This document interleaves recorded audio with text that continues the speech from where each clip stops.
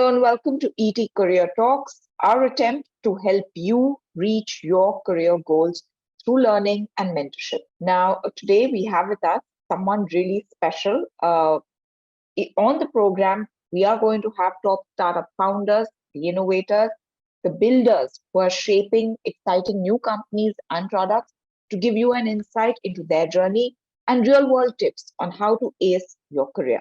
I'm Iloni Bhatt. Now, as I said today, we have someone very special for our second interactive session. We have with us Shally Modi, who is a biophysicist building what is possibly India's largest user generated self publishing story platform across languages and formats. The platform is Pratilipi, and Shally is the co founder. It's lovely to see you again, Shally, this time virtually. Welcome to ET Career Talk. Thanks a lot, Melanie. Nice to be here. It's a pleasure. All right, So I'll start my questions for Shally. Our chat is open. Please share your questions for her on entrepreneurship, managing people, overcoming setbacks, mentorship. Anyway, Shally, let's get into our conversation. You've now been building Pratilipi for what, 7 odd years? Yep. So why Pratilipi? What was the trigger for you? To be honest, it wasn't my idea. I was just sailing the rocket ship. So at that time, I was working with DHL, the courier company. I was looking after the cold chain logistic. I was into supply chain management. So I was looking after the distribution part. And on some occasion, I happened to visit Bangalore, and that's where I met Ranjit, who used to be my Vodafone colleague back then. And these people, very young folks, were trying to figure out something, had no clue what they were trying to do.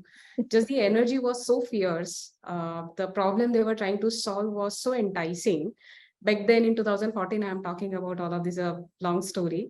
And then I thought that, it's not about always the problem you are trying to solve. It's about the kind of folks you are working with, who motivates you to learn more, challenge you day in, day out. And so that is a trigger for me to join Pratilipi. What Pratilipi is trying to solve is something back then in 2014. It was basically just reading and writing platform, right? So at that time, we did not have, so it's pre-Geo era.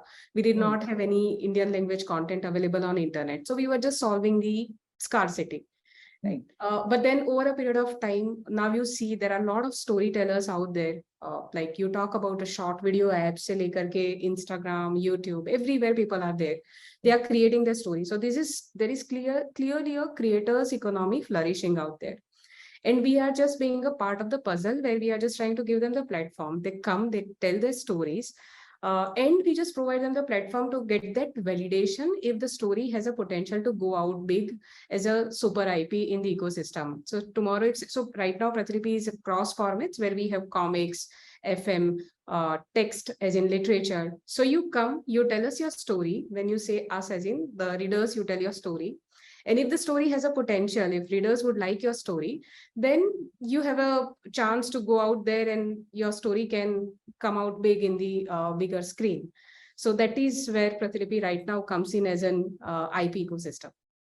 All right. What did it take, to really build a startup, from zero? Yeah. And today, when people tell you that, you're the largest self-publishing startup, how was it? And what did it take? Okay, so it has been a bumpy ride. There is no doubt about it. There were some good quarters, there are some bad quarters, but if I just have to summarize, there are just 4 things which basically about it. One is when you start, it's all about, what user is looking forward to have in your product. Very first time when we had launched website, very first time when we had launched our app, it is about what users are looking forward to when they come and they join your platform. They are coming and visiting your site. So that is where it starts. And then it is about, how quickly you are iterating to give them what they are looking forward to, right? And by doing that, you enable the good talent. You have a great team to work with. You give them that kind of freedom, which, allows them to try out multiple experiments. And then, just about persistence and resilience till the time you become so big. So I think, yeah, that is it. You've just encapsulated a really, I'm sure, which is a hard, tough, long journey, full of peaks and troughs into just a very calm sort of, yeah, resilience, persistence. This is how you are to go. Trust me, But, it's not so calm. but and I really want to dig into this. So now you're a co-founder, and then, you're the head of product Yeah. at Pratilipi. So how do you manage the two roles, and how do you manage this Zen Buddhism that, this calm persona that you have going? Trust me, my internal persona is very different. What I am talking right now is definitely not who I am. I am always perceived here very aggressive person. Uh, Okay, coming back to your question. So to be honest, in that case, I'm slightly lucky. So we have a very clearly defined roles as a founders in the company. So I'm more internally looking after a lot of things. I'm not very externally involved in stakeholder management or fundraising or investors relations. I'm not very active there. So internally, when it comes to building team, building culture, looking after individuals' growth, building product, driving business, driving revenue, that's where my main forte is. How I am balancing from scratch. So when we began at that time, we were just 5, 6 engineers team, right? So we are just trying to figure out PMF. We don't know what's going to work out. So we are just sitting day and night trying to figure out what would work, what wouldn't work. So those were very different times. Since then, it has been a long change, to be honest. Uh, so at that time, we were not worried about processes, documentation. A lot of other things were not even in our thoughts. Uh, Now things are very, very different, given that the complexity of product is Yeah. something which is at factor. There are a lot of other products which has expanded. Our product portfolio itself has expanded. Also, when you at scale, you have to have a long-term outlook.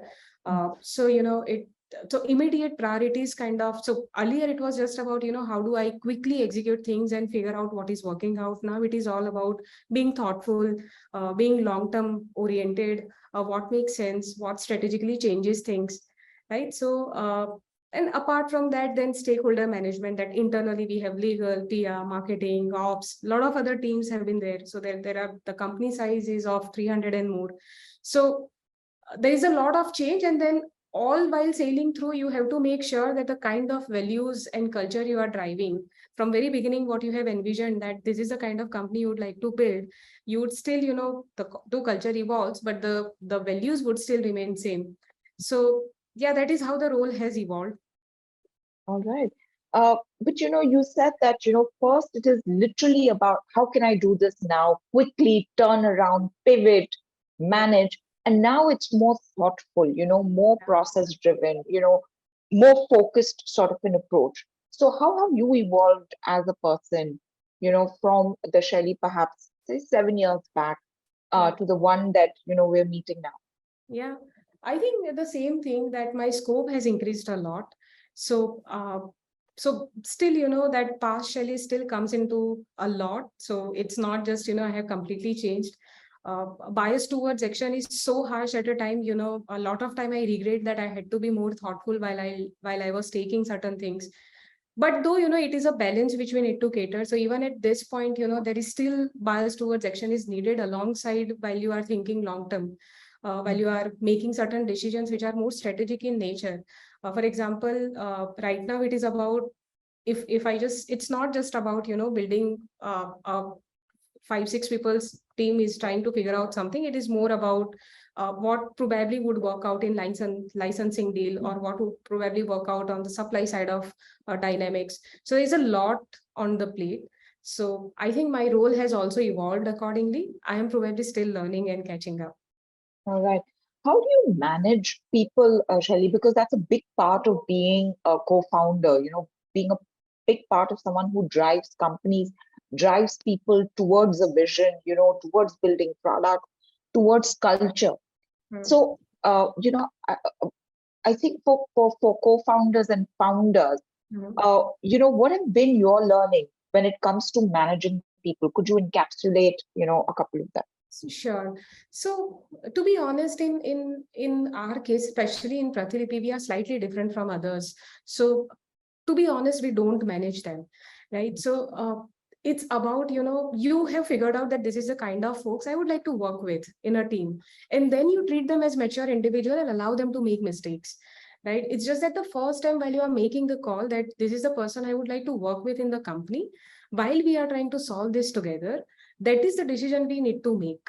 So not all the people out there, even if they have passion, they have skills, but they are not fit for the culture.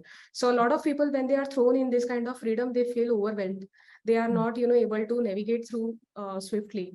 So it's about finding the right culture fit. But then once they are here, then it's about, just leave things on them and let them figure out. Otherwise, why we have hired them. So that is what our primary philosophy here at Pratlipi is. So you talk about any team, you talk about engineering team, you talk about product team, even ops team. It's mostly about, once you have hired right good people, we even allow them to take strategic calls as well. As long as it's not an existential crisis for the company, it's all right for them to take the decision. So that is what our main mantra is in Pratlipi. So give them the freedom, let them make the mistakes. But what if the mistakes are expensive? It's all Involve. right. So yeah, it's also about making them feel safe that you have their backs always. So it's not just about they have committed a mistake and then you are holding. Obviously, they are accountable, but then you are there with them, right? So if they are afraid to commit mistakes, then they'll never commit one, right? And then they'll always be skeptical and they'll always be so more thoughtful about their original version would be lost, right? And then they'll be just a replica of ours. And that's definitely something we would not like to have in the company. All right. No, that's very interesting. Speaking of products, you've come up with Pratilipi Comics, the podcast, which I IBM believe is podcast, yeah. IBM podcast, which I believe is doing really well. Pratilipi FM. Yeah. Is there anything in particular, that's grabbing your mind space right now from the product perspective? Oh, yes. So one of the company which we are currently incubating is Project X. Probably you have heard a lot about ChatGPT, the way it is changing a lot of use Yes. cases, has given a lot of, it has just given wings to imagination, to be honest. Project X is something similar. What we are currently internally trying to build is something a layer of machine learning and sort of abstraction of data manipulation on top of it. So we are sitting on a gold mine of data, right? We have what people are reading. So on an average, I told you earlier, right, that on an average, people are spending more than 2.5 hours a day on Pratlipi.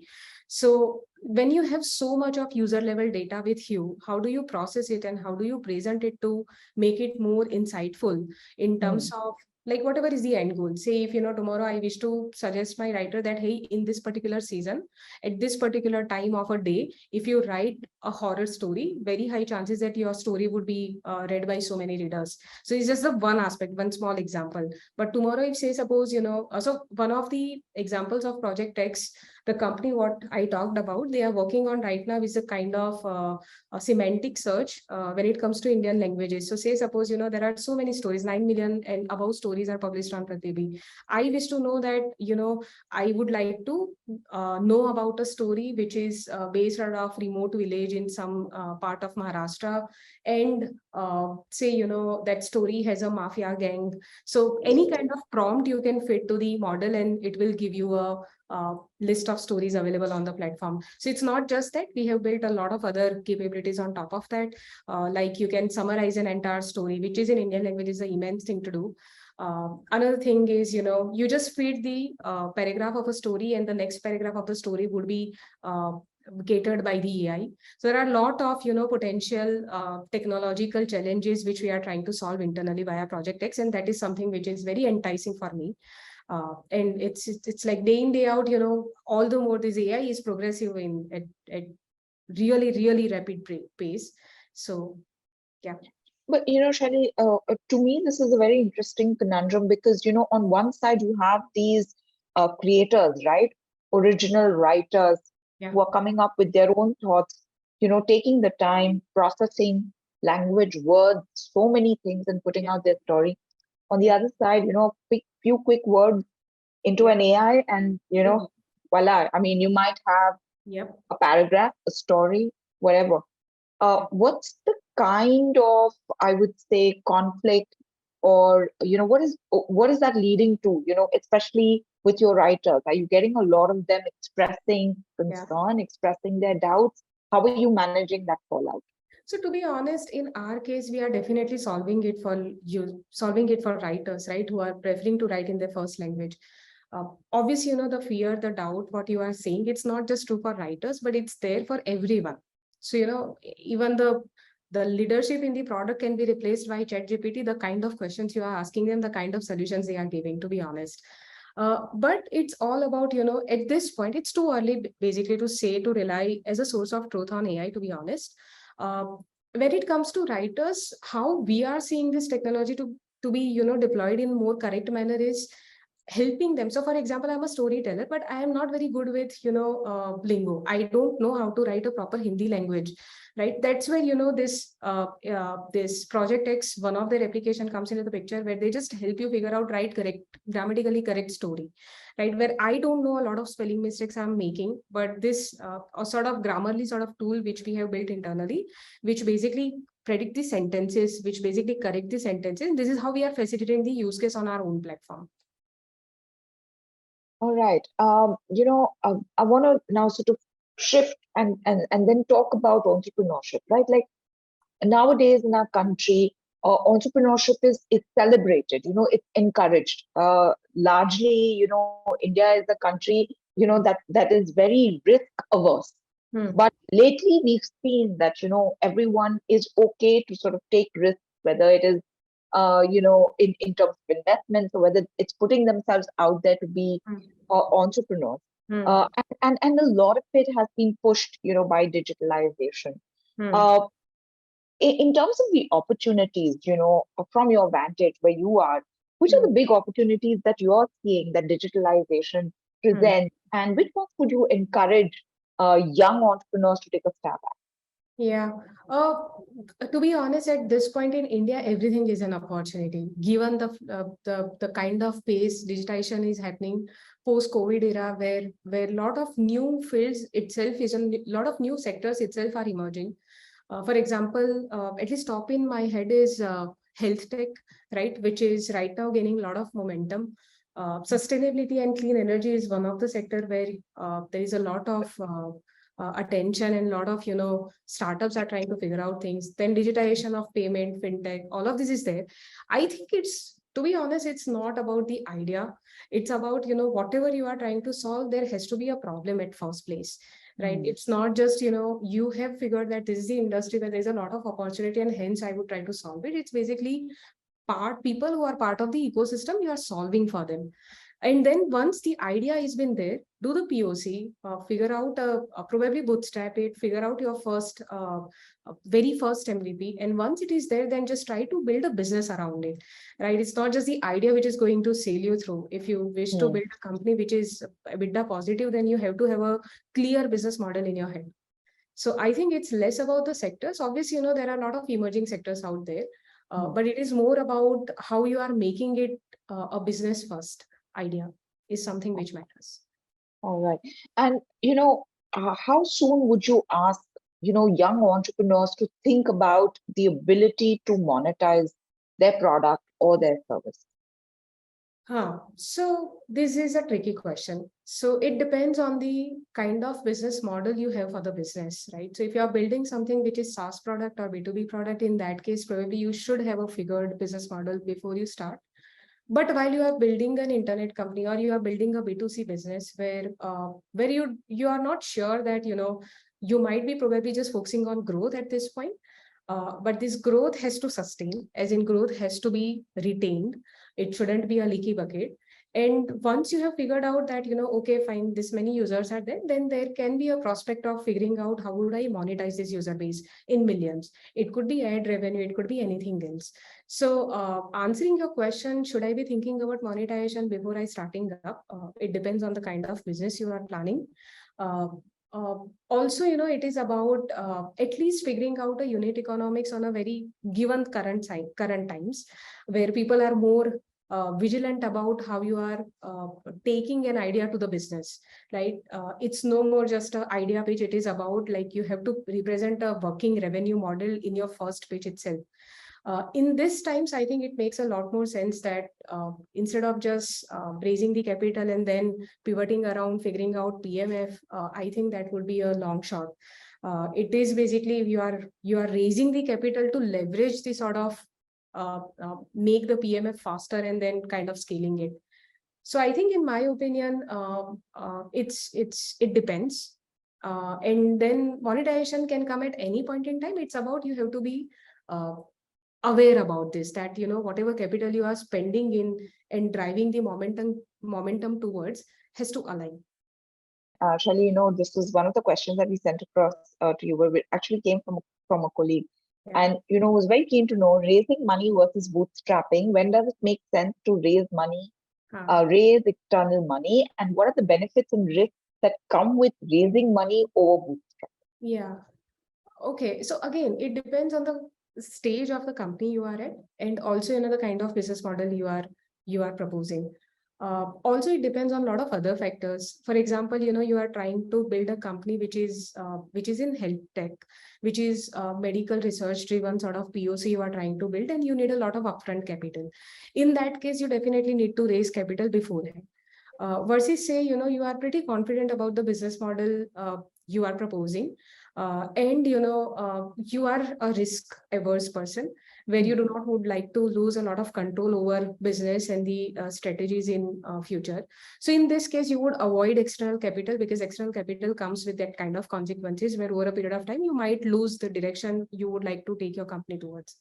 uh, Alternatively, it is also about the time horizon you are looking at to make your company scale, in terms of, say, suppose I am building a company which is, I see that 20 years down the line would become more scalable. Till that Hmm. time, I don't wish to spend very lavishly. I am just doing to I'm just spending in to mesh the ends in terms of building the PMF and then bringing more organic growth. So it totally depends on your style of building the business as well. Business model is something which is where, say, suppose you are building a subscription business, right? Hmm. So in subscription business, where that recurring revenue are more promising in nature, then in that case, once you have built the business, then it is kind of useless to raise fund, right? So I think also it's a lot about, people say that should be bootstrapped or should be fundraised. Ultimately, all of these factors given, it is about uh, treating this external capital as a leverage, right? So they are not just there so that you can thrive on it, or you can just spend the money.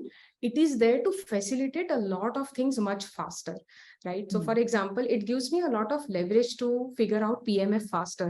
It helps me to build the awesome talented team, and then increase my pace of experimentation at the rate where I can figure out what works for me, right? And once PMF is figured out, and then from there to scale. So once I know that a lot of people out there, it's the data is all public. A lot of company, there are a lot of journalistic reports keep coming in that a lot of companies keep spending so much into performance marketing. Hmm. But that is also not bad once you have figured out sort of unit economics and payback periods are small. For example, if I'm today spending 10 rupees and I'm sure that within 3 months of time I'm getting the 20 rupees back, then even in that case, scaling quickly is fine, right? So it is about raising the external capital and treating it as a leverage is what matters. All right, all right. Okay, I just want to let our audience know that we're taking questions. So if they have any, they should start writing into us. Yeah. Uh, there is another one, which was again, one of the questions that we had for you was, when you started, what was your biggest challenge, that you faced in starting your own business? Yeah. I think, it totally depends on my sort of challenges and learnings would be very different from someone else's, because, it totally depends on the kind of business you are building. But I think, still, if I have to say that, there are 3, 4 things which I would like to pass on as a learning is, first thing first is, do not hire so many people. To be honest, keep your team as leanest as possible. There are multiple benefits. A lot of time we think that hiring more people is going to solve the problem, but that's not true. When you have more people, there are actually a lot of baggages on your head. Like, you have to align them constantly, you have to manage them, there's a lot of extra bandwidth you have to spend. uh, Hmm. Versus if you have a lean team, you are so much in sync that today I had some radical thought and tomorrow that is out in execution.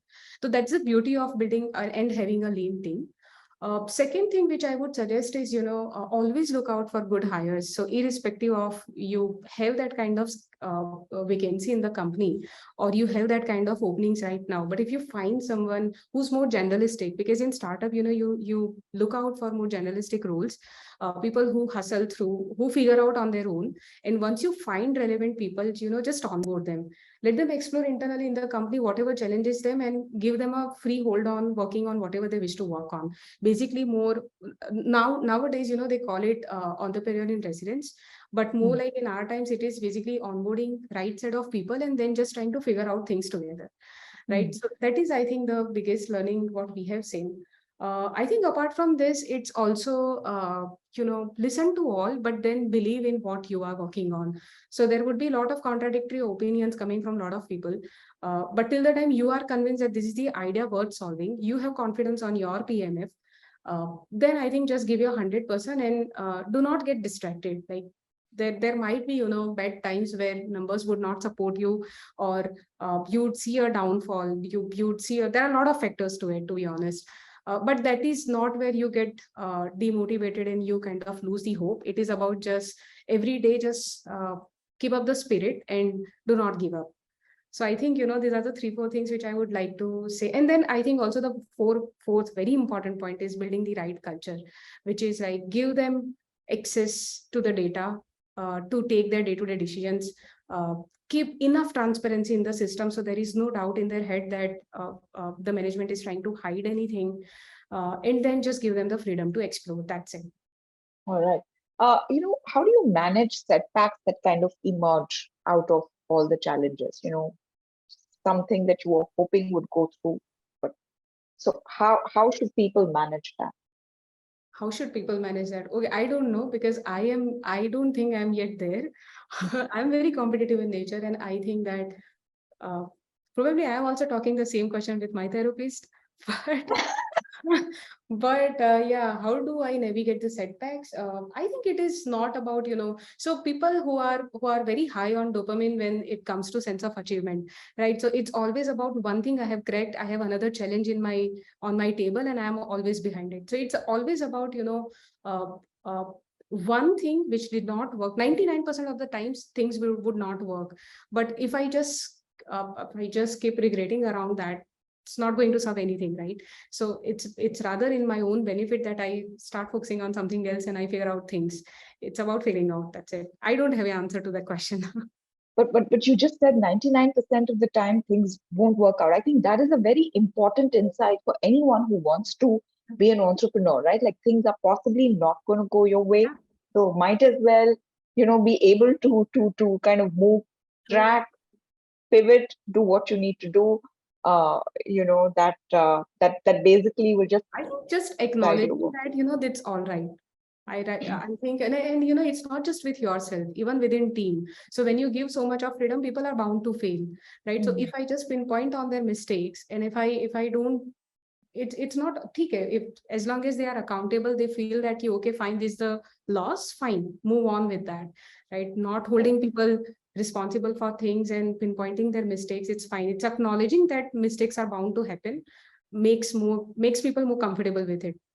All right, so we've got a question. They've not given their name. What do you find most challenging about being an entrepreneur? Most challenging being an entrepreneur. The same thing which we discussed last, which is, market keeps changing, people changing, even your organization is changing. So when you are scaling so quickly, like suddenly, in 2-3 years, you were 5 people's team and suddenly you are 300 people working together. There are a lot to take in. Process. Yeah. Yeah, a lot to take in. There are a lot of changes would come through your ways. Uh, so if you just ask me, apart from the obvious areas like uh, for essentially, I'm just a head of product, but then I'm also a founder. So it's not just a product development, it's business operations, it's finance, it's literally marketing, it's any kind of partnership and licensing deals, it's legal. So there are so many things coming to your way day in, day out, and you have to literally keep switching your context every second. Like you have come out of this meeting and suddenly somebody has asked a question which is sort of putting you through a existential crisis, that Mm. hey, there are some legal laws have come, some policy changes has happened overnight, and how do we navigate from here? So that is, I think, the most challenging part, to balance it out and be prepared with it. So I don't have my day dictated that these are the 4 5 things which is going to happen for the day. There are so many ad hoc things coming in because of sheer the scale of the company, scale of the business, and also the stakeholders involved. So I think Mm. that is the most challenging part. And how do you ensure that you're productive? So what are the productivity hacks that you have going for you? Also, again, not I'm very good at it. I just work extra hours. But to be honest, what I do is I try to make certain calendar hours for just myself. Uh, and delegating and trusting people, to be honest, that is the best hack. Where if you have reliable people in the team, then a lot of meetings are just, you can easily avoid them. You do not have to be there. Even if a few things take you bad turn, that's fine, because not every time company can be an existential crisis. It's about just you are not able to let go, right? So I think that is my productivity hack, to work extra hours and just catching up on things. All right. So one question is, what do you look for when building a team? I think you answered that partly, for those high achievers, people who want to hustle, but you can take a Yeah. stab at it again. Sure, sure. So it is for us, to be honest, it's not about, so we have almost our 80 90% team would be of freshers. And then people have stayed to the company for more than 5 6 years. Right. So we have a very low churn rate in the industry. But what I'm trying to say here is that we try to work with people who are more journalistic in nature, who are very eager to learn. Right. So, and then you are not dependent on others. So if you're stuck somewhere, you are able to figure out on your own. Fine, you go ahead and figure that out, right? But then ultimately, so yeah, that is one thing, that is being generalistic, and not, but not every time that works, obviously. Yeah, We for need data. certain. Yeah. Correct. So yeah, that is it. And then, obviously, good problem solver, having good analytical skills, you are good communicator, you are able to sell yourself, fine, you thrive. All right. Okay. Shreya Kulshrestha asks, what marketing tactics do you find most effective for reaching new customers? Yeah, so to be honest, we are not into much marketing at this point. But when we were doing, even at that time, we were not into very actively involved in brand marketing. We were always focused towards performance marketing. And when it comes to that, it's basically just exploring. So we, at one point in time, we had because it has been a long journey. So at one point in time, we were very much dependent on one distribution channel, which was a Facebook for us. So at one point in time, 70 80% of our traffic, external traffic, that's the paid traffic, was coming via just one distribution channel.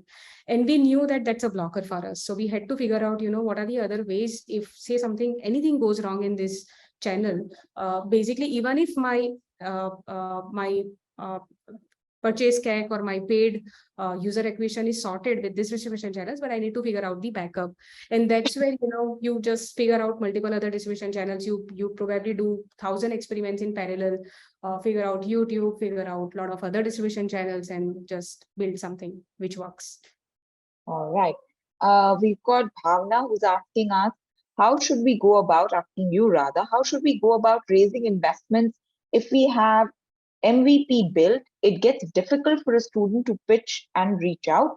What is the 0 to 1 journey that we should follow? Yeah, that's a good question, actually. So, you know what? While you are building this, so now you are already prepared with it, and then you are reaching out. It's more about whenever you are sort of making up your mind to solve something, from that point onwards, start exploring a network, relevant network, start meeting people in the same field, same industry.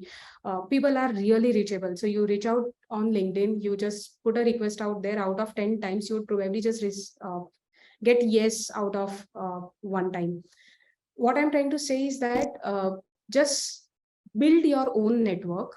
People who have the higher network, leverage to these people to facilitate you further into the network, right? So I think building network, and then, probably you sometimes you are lucky that, there are really few good founders out there who would help you reach out and help you connect to the investors as well, right? So I think that is what I would say.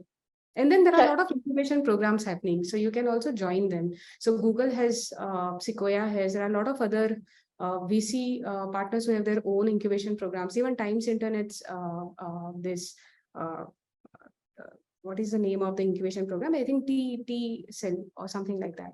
Lot of management institutes have their incubation program, so you can apply to those. By the way, we have hustled through, so we did not have any direct contact. So we were part of the Times Internet ka incubation program.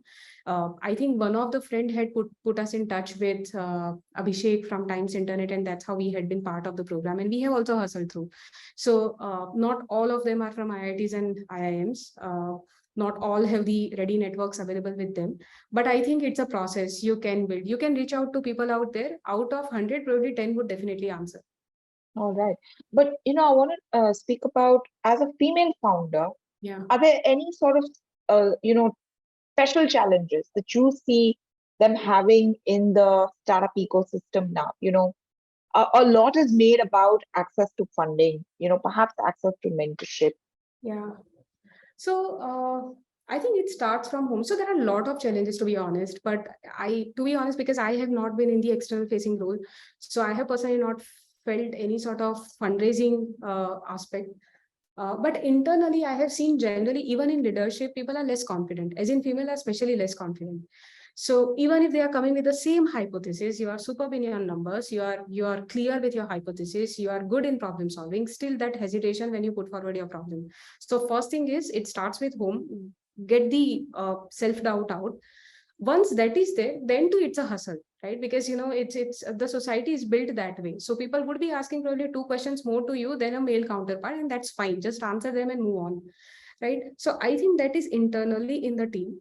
Then it is also about, as a company, where you are playing your role. So in Prathivi right now, our tech, our design, our legal, our product, everything, right now the leadership is female, right? So it's not, by the way, consciously, it happened over a period of time.